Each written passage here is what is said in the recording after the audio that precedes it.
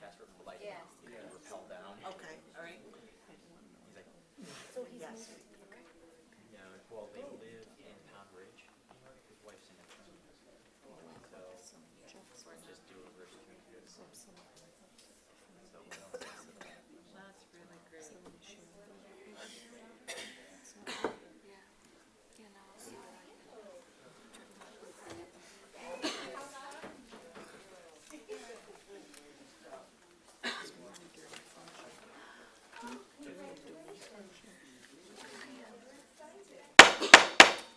Good evening.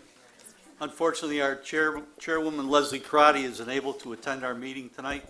My name is Thomas Lambert, Board of Ed Vice Chairman, and with the absence of Mrs. Crotty, I will be the acting chairman of this meeting tonight. I would like to convene this regular meeting of the Board of Education Monday, September 23rd, 2019 at 7:31. Please stand for the salute to the flag. I pledge allegiance to the flag Of the United States of America, and to the republic for which it stands, one nation, under God, indivisible, with liberty and justice for all.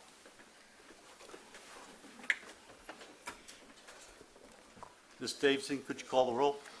Ms. Bristol? Here. Mr. Mikowski? Here. Ms. Rinaldi? Here. Ms. Wilk? Here. Mr. Lambert? Here. Ms. Crotty? Ms. Rosa? Here. Ms. Eastman? Here. Ms. Albino? Mr. Arnold? Here. Thank you, Ms. Davidson. In your packet, all board members should have received the September 9th, 2019 Board of Education regular meeting minutes. Did everyone receive their minutes? I need a motion to accept the minutes Yes, of Mr. the Chairman. Board of Education regular meeting on September 9th, 2019. Do I have a motion? Yes, Mr. Chairman, I move that the board approve the minutes from the September 9th, 2019 Board of Education meeting as presented by Ms. Davidson. Thank you, Mrs. Wilk. Are there any changes or additions? Hearing none. All in favor? Second. Oh, Aye. aye. Second? Any abstentions? Motion passes. Thank you. Report from the Student Council Representative, Jordan Arnold. Mr. Arnold. Thanks. Ms. Mecca from John Trumbull Primary School reports that the staff was invited to meet with principals during minutes with Mecca and Gallic for the 5th year in a row. During the meeting, positive things were shared, as well as what could be worked on. Ms. Scully from Judson reports that their open house book fair ice cream social was last week. This Friday, there will be a STARS assembly where students will be introduced to Start With Hello, which is a program developed by Sandy Hook Promise. Start With Hello activities raise awareness and educate students about the importance of being socially inclusive and connected to each other at school. Ms. Feckety from Polk reports about 2 student recognition programs, Polk Perks and School Families. Students are recognized for following school expectations, and they receive tickets for Polk Perks. When students earn tickets, they put them into the classroom container, and when the container is filled, the class can earn a reward of some sort. Once the class bin is full, they get to put their perks into the school bin, where when that bin is full, the entire school can earn a special reward. School Families is where an adult in the building and other students from different grade levels meet and do fun activities that build community and civic mindedness. It gives students the opportunity to make strong connections and interact with others of different ages, including adults. Ms. Lurs from Swift reports that their open house was last week, where Dr. Harrison presented the district strategic plan several times throughout the evening. This year's open house was different, with students being encouraged to join their families as part of their parent goals, designed to encourage closer ties between school and home. The students are in the process of completing the iReady language arts and math test. Over the next few weeks, Ms. Feckety is scheduled to work with teachers to support them in implementing the iReady data for both classroom instruction and intervention. Ms. Parlato from Watertown High School reports that their open house was well attended. At the open house, they had a presentation for the 9th grade parents in order to provide an overview of what the high school offers. So far, there has been 15 good news calls, and families are delighted to receive the positive news. Lastly, teachers participated in professional learning last week, where they reviewed the theory of action, student survey data, and began the social emotional learning, intelligence, and understanding. Thanks. Thank you, Mr. Arnold. Great report. Moving on to item F, Superintendent's recommendations and report. Dr. Harris. Good afternoon, board members, and good evening, everyone. You'll see in your agendas tonight, we have two appointments listed in the agenda. The first is Ms. Brianna Murphy to the position of Title I tutor. The second is Ms. Amy Scranton Slattery to the position of English language learner, district teacher, or district tutor. We are excited to have both of those positions to help us to meet the needs, specific needs of our students. Tonight, I just wanted to talk a moment about some of the work that we've been doing in relationship to our continuous growth plan. As you know, we just launched a district improvement plan that contains our vision of a graduate, our strategic plan 2022, and then also our continuous growth plan, really looking at many of our systems and operations. Last week, Mr. DeSazio and I had an opportunity to meet with other superintendents and representatives from Ed Advanced, two other superintendents that we are sharing a human resource specialist position between three districts. It's a great opportunity for us to talk about what's working so far in our district and how Ms. Devenier in that role will be able to help us better establish our processes related to HR, specifically focusing on onboarding. Just in relationship to systems and operations as well, we've been receiving lots of feedback from the community related to our district website.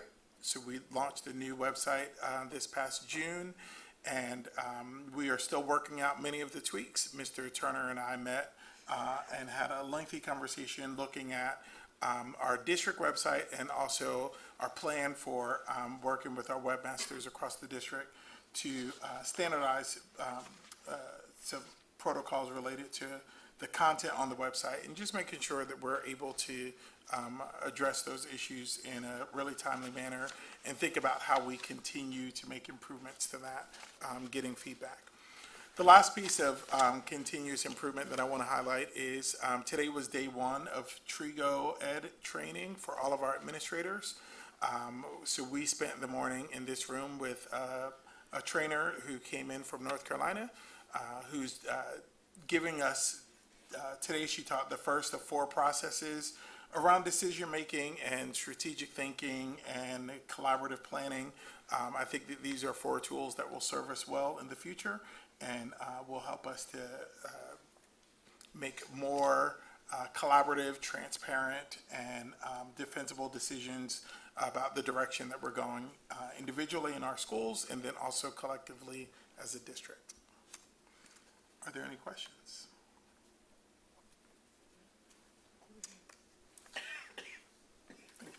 Thank you, Dr. Harrison. Moving on to item G, discussion regarding the school success plans, SSP. Again, Dr. Harris. Thank you. I'm really excited to talk about our school success plans.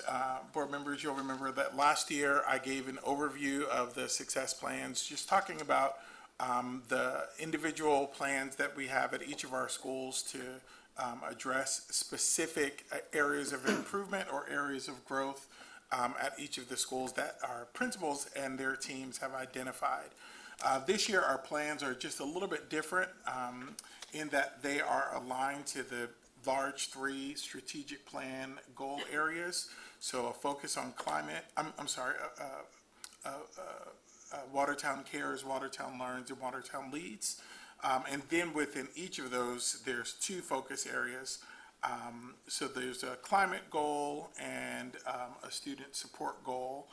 There's a focus on students goal, focus on staff. There's a focus on partnerships and a focus on families. 3 of the goals from each of the plans are consistent from school to school. Those are the goals that I presented to you several weeks ago when I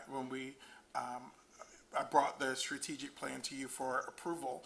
So I just wanted to remind you of those goals with our Watertown Watertown Cares goal.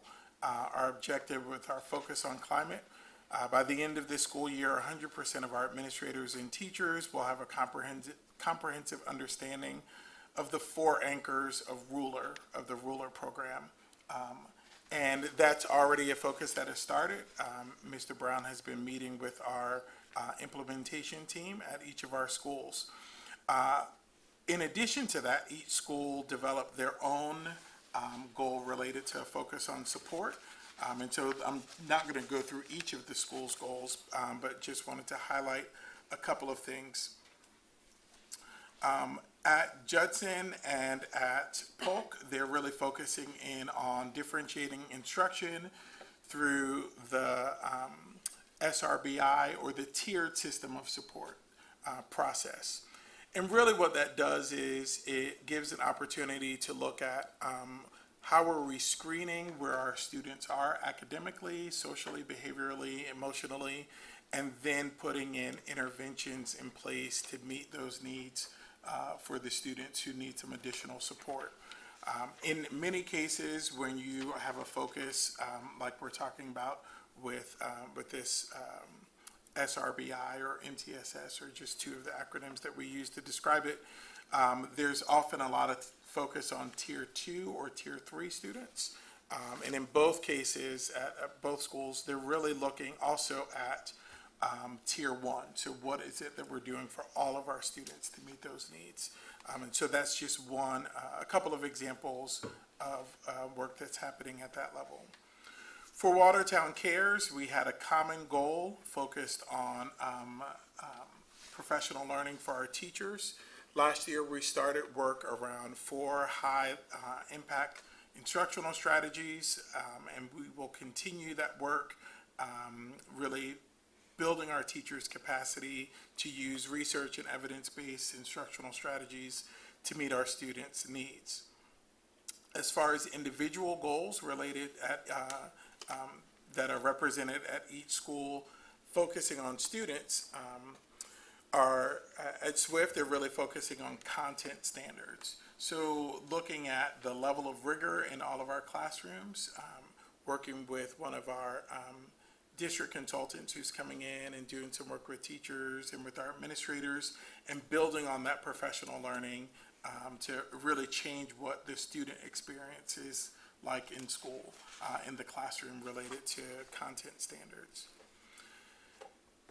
In relationship to our focus on our partnerships, we have a district-wide common goal between all 3 of our schools, establishing 3 new partnerships at the end of this school year, or by the end of this school year, and looking at ways to connect with those partners in order to open up opportunities for our students to learn about career opportunities. We have the college fair coming up, but at the high school, but not even just opportunities like that, but exposing them to different career paths, even at our lower grade levels. When it comes to the individual goals related to parent engagement, I was really excited about everything that we're doing at all of our different schools. And at our schools, they're really using our staff survey or family survey data from last spring to help to really identify what some of those focus areas are. Prior to this meeting, we had our community engagement meeting where we were able to look at a lot of that data. And one of the things that I mentioned was that you would be able to see some ties from that data to the goals. And so at both Judson and at Polk, they're really looking at improving the understanding around standards-based grading with relationship to how that information is reported on our students' report cards. And so they're doing some shared work around that. When we're looking at the work at the high school, they've been doing a lot of work around connecting with parents, sharing information even just some cultural things related to, you heard Dr. Parlato in the report share about the Good News Call Home, just small ways to engage families and then shift what some of those dynamics are. And then at Swift, continuing to improve communication between and among school, our families, and our community. One of the things that we'll be doing in relationship to this area is, with our focus on families, is collecting online resources and creating a space at John Trumbull for us to try out or practice some of this collection of resources and engaging parents in accessing some of these online tools. I asked Ms. Mecca, who's sick tonight and couldn't be here, but I asked Ms. Mecca if she would work with Mr. Turner to look at ways that we could get some metrics around how parents are using those online resources. I think that would give us some good information where we're thinking big picture about where we're going as far as establishing a parent resource center, either virtually or one in person. So as always, I'm really excited about the individual work that's happening in our schools. There are action steps related to each of these focus areas. One of the things that I've shared with all of our principals is that we expect that there are going to be tweaks and changes throughout the year. Any kind of improvement plan or a school success plan should be a living document, but I think it's really the hard work that went in on the front end is a real testament to our principals' dedication and their team's dedication to improving the overall culture and climate and student learning outcomes and teacher growth, families' participation at the individual schools, and for us collectively as a district. Thank you, Dr. Harrison. Moving on to item H, presentation, Safe School Climate. Dr. Harrison, you're a popular guy. That's me again. So tonight, board members, we will be, as you know, talking about our school safety plans in executive session. And of course, that is not public information. As you can imagine, we want to keep that very close to the vest. However, I thought that tonight would be a nice night to be able to talk about our some of the work that we've done or are doing or plan to do related to safety just across the board. So I want to start with some of the previous safety improvements that we've made in the past. So over the last several years, through state grants that we've received and collaboration with the town, we've increased the number of surveillance cameras at all of our schools, installed the penetration-resistant vestibule, which is the film that we have on the glass. We're not talking about bulletproof glass, but it's the film over the glass for individuals on the outside to not be able to see into the building. That we did work upgrading our solid core doors, electronic locks, entry door buzzer systems, scan card systems, panic alarms, and real-time operable communications with the police department. We've also increased the number of two-way radios at each of the schools. And these are practices, or these are things, improvements that we have made that have also shaped our practices and the ways that we engage and think about safety at each of our individual schools. You'll remember in February of this year, we adopted a new suicide prevention policy. So we're not only thinking when it comes to safety about physical safety, but also the safety, emotional and mental health safety for our students. And so we adopted our new suicide prevention policy. The policy was reviewed at each of our schools. I remember being here at the high school when the administrative team went through the process, the new process with each of our teachers, and thinking about what are the ways that we report information if there's a concern. Last year, we initiated the Every School, Every Day program in collaboration with the police department. I'm excited to have Deputy Chief Berniger here with us tonight, representing Watertown Police and representing the partnership that we have with them. This is, we have, in all of our schools, there is a police officer that visits all of our schools every day. And we know that this is a great way to promote positive relationships between the police department and our students. It ensures that the police are familiar with the layouts of our schools, which of course is an invaluable information in the event of emergency. And then it naturally provides additional safety at each of our schools. In last year's budget, we budgeted for some security improvements related to additional people. And we put in our budget an additional resource officer at Swift and an armed security residency officer to support our elementary schools, and also an additional school psychologist at our primary school to meet the social and emotional needs of our primary school students. So I'm happy to introduce two of them tonight who are here. The first is Officer Chris Donson, who is with the Watertown Police Department and our new SRO at Swift Middle School. Thank you for being here. He's jumped right in. Ms. Lurs has shared ways that he's already engaging with students, building relationships, all of that great work, and recognizing that it's not just during the school hours that he's willing to commit, but has been present at after-school events, there to meet parents, at open house, and I think is a great, not only a great addition to Swift Middle School, but definitely a great addition to us as a Watertown community. We had a school safety meeting last week, and that was a meeting with all of our administrators, all of our central office staff, the police chief, deputy chief, our two school resource officers, our fire chief, and our fire marshal to talk about all things safety. And so we talked about some ideas for improvements or things that we could focus on. And I think that was day 9 of Officer Donson's time on the job, and he had a lot of things to say, which is great. And so that's going to be great for us. I think it's going to really help us move forward with our safety agenda at Swift, the needs that we have with our students, and also just overall. I'm also excited tonight to introduce Detective Chip Schofield, who is our security officer. He is very soon retiring as a detective in Naugatuck Police Department. Friday is his last day, and he's going to have a 2-day vacation and then start with us on Monday. So we're excited to have him. I can't begin to tell you how many people reached out to me on his behalf to say what a great addition he would be to us in this district, working with our elementary students.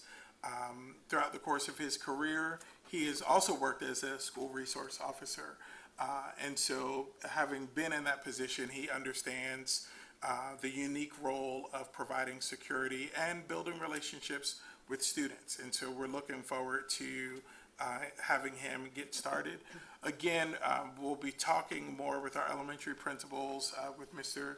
DeStazio and I, about what the schedule looks like. But again, along with our school safety plans, that's some things we want to keep close to the vest, because he's providing support to all 3 schools. We want to make sure that there's no predictable patterns that anyone could exploit and make our kids unsafe. I think he's going to be a great addition, not only to our elementary schools, but just to us as a district, again, in thinking about how we're focusing on safety.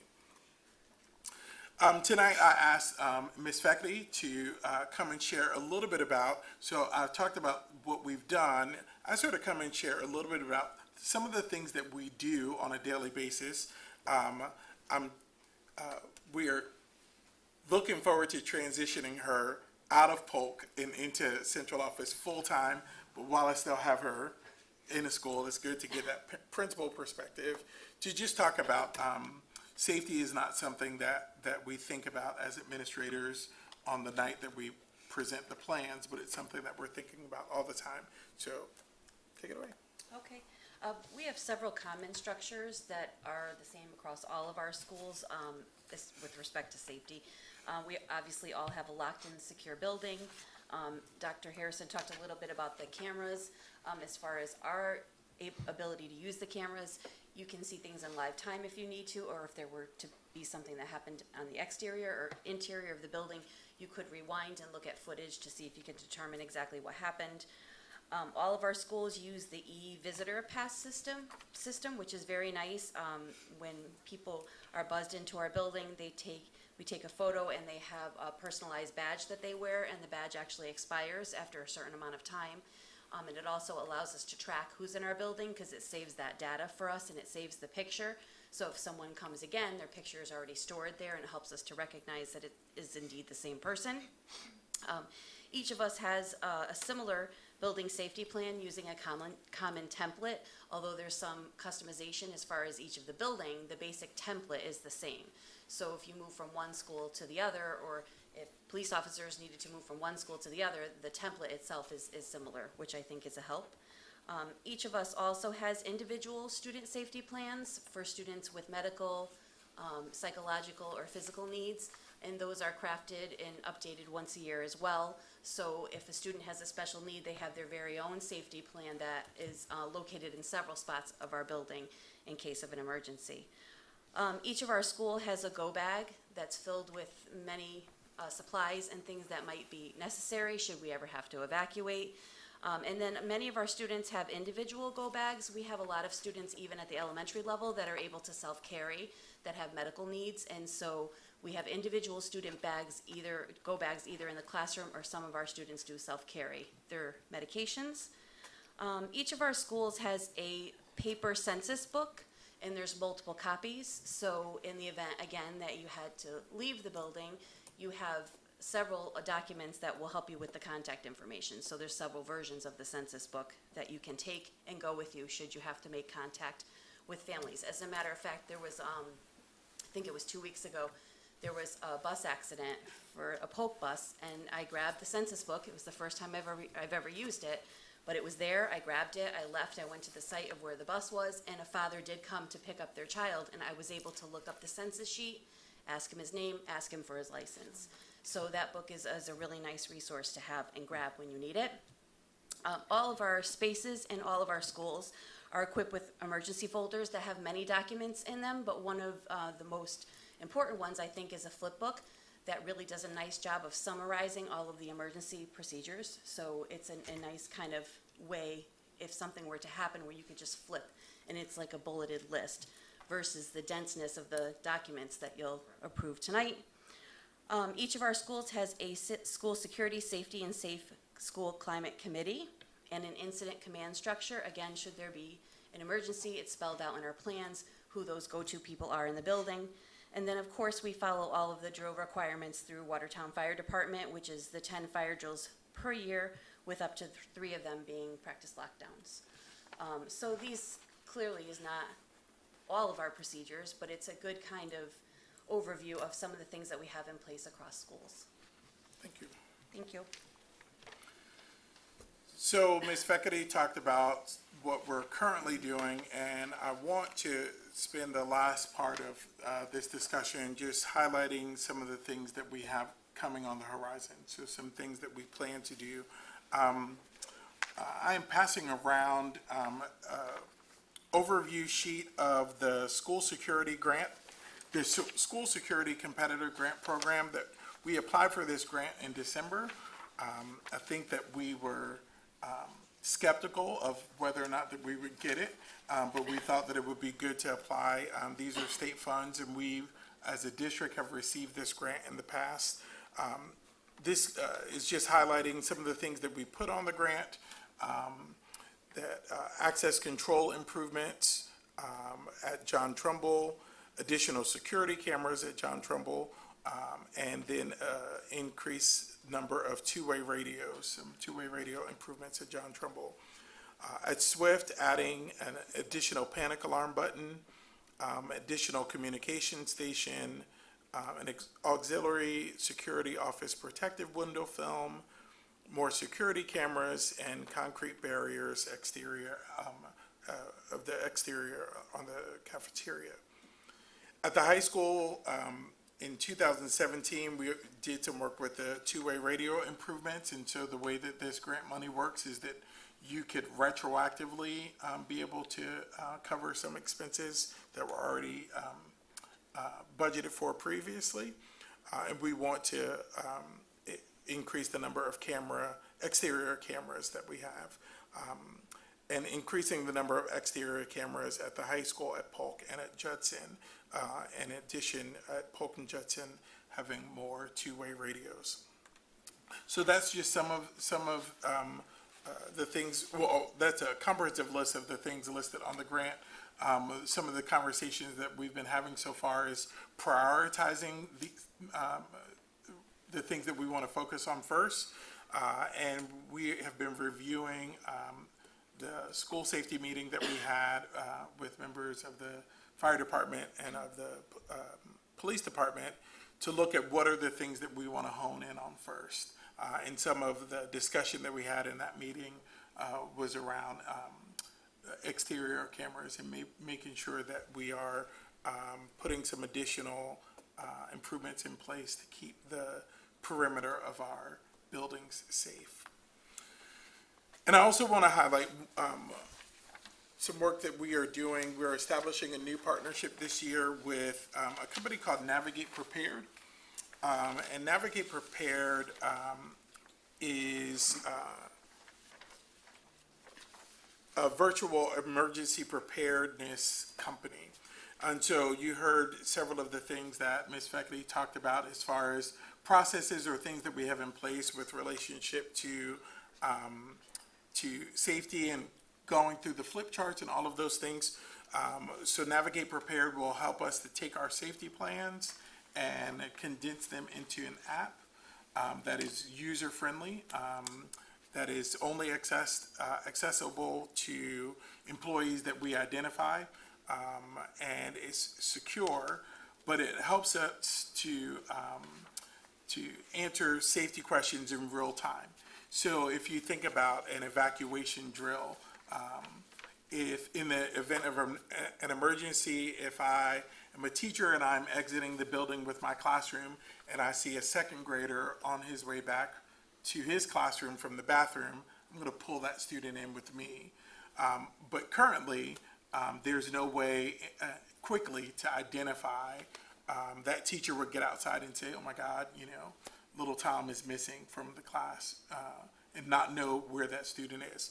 So that's just one of the tools that we have, that we'll have on this app, where our staff could check in and notify the principal in a quick time if that all students are accounted for. And so it's really taking the processes that we have in place already and amping them up by turning it into digital tools. One of the other things that I'm excited about with this partnership, some of the groundwork that they've been doing is doing 360 pictures of every room in every one of our buildings, and making that, they'll have that information available, those pictures available to our first responders in the event of an emergency. So it's not just a matter of knowing where the rooms are, but knowing what's located inside each room. And so I think that would be really helpful. And then finally, they'll be helping us to reshape some of the ways that we do safety training at each of our schools.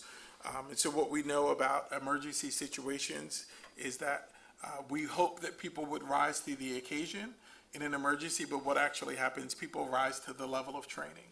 And so we want to make sure that we are very intentional about the way that we are training our staff and looking at partnering with Navigate Prepared to engage us in some scenario-based training with our partnerships with the police department, doing some active or walking evacuation drills at both the secondary and elementary level throughout the year to make sure that we are ready in the event of an emergency situation. So that's just an overview of where we've been, things that we do, and some of the direction that we're going in. I'm happy to entertain any questions that you might have with the understanding of if it's too specific, I won't be able to answer. So you said this app that only certain people will have access, but Correct. all the teachers will have the app, because you said if they pull a student in, Correct. So there's all, different levels. there are different levels of access, absolutely. And access to the app is connected to Power School. So let's say that, and Power School refreshes every night, I think at 11:59 p.m. So if today was my last day at work and I had the app on my phone, I would not still have access to any sensitive information tomorrow if I'm no longer an employee. So what happens, so if somebody leaves the district, do they disconnect them? Yes. Or do we do that? No, it disconnects automatically because that person would be deactivated in Power School. The teacher, Correct. staff? Mhm. Okay.